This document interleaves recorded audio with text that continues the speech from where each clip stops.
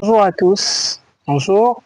Bienvenue dans notre mission La Bible dans toute son exactitude pour plonger dans la profondeur des Écritures, dans la profondeur de la parole de Dieu comme on a l'habitude de le dire. Alors, nous continuons toujours de parler de la consécration.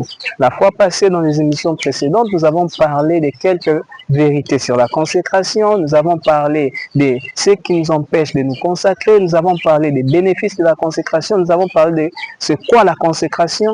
Et aujourd'hui, on va entrer à un autre point où on va se poser une autre question, comment garder la consécration? Premièrement, parce que nous allons développer cela par la grâce de Dieu, l'une des choses à faire pour garder la consécration, c'est d'avoir une vie de prière personnelle. Ce qu'on dit que bombe la consécration, il faut qu'on développe, il faut faire grandir la vie de prière personnelle. La vie de prière personnelle. Matthieu 26, verset 41. Veillez et priez, afin que vous ne tombiez pas en tentation. La chair est faible, mais l'esprit est bien disposé. Bien-aimé dans le Seigneur, la chair est faible, et ça doit reconnaître. La consécration est aussi la discipline de la chair. Alors, il faut avoir la prière, malgré la faiblesse de la chair, l'esprit qui est disposé et les décide sur la chair. Dans la vie de plusieurs personnes, c'est la chair qui décide. Dans la vie de plusieurs personnes, c'est la volonté de la chair qui a la primeur. Mais il faut maintenant tout faire pour inverser la tendance à ce que l'esprit puisse dominer sur la chair. Et puisque toujours l'esprit est dominé sur la chair, vous devez avoir la prière comme leitmotiv, vous devez avoir la prière comme priorité.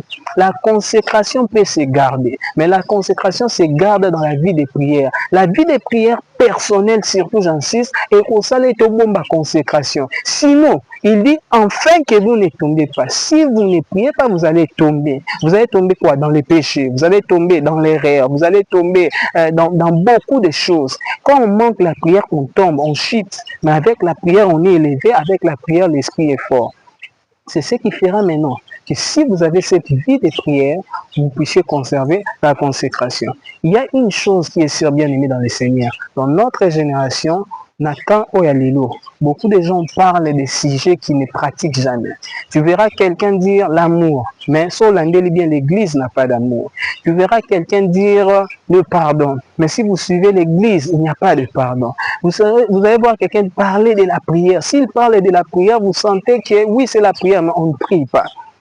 Aujourd'hui, on prie pourquoi? Pour avoir les choses de ce monde. Nous prions pourquoi? Pour avoir des voitures. Nous prions pour avoir des maisons. Nous prions pour avoir une femme, pour avoir des enfants, ce qui n'est pas un péché. Mais combien de gens prient aussi pour leur consécration? Combien de gens prient pour des choses de l'esprit? La Bible dit recherchez les choses d'en haut où Christ est assis à la droite de Dieu.